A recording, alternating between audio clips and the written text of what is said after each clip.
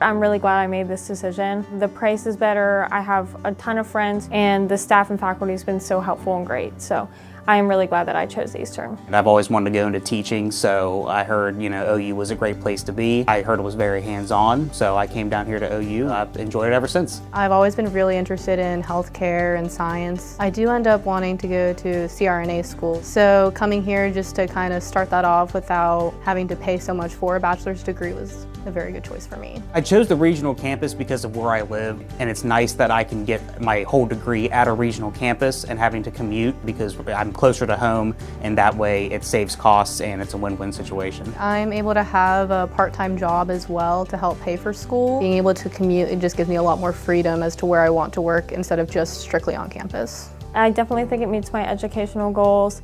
I'm getting really similar education to what I think I get if I went to Athens. I think the faculty and staff are very accommodating.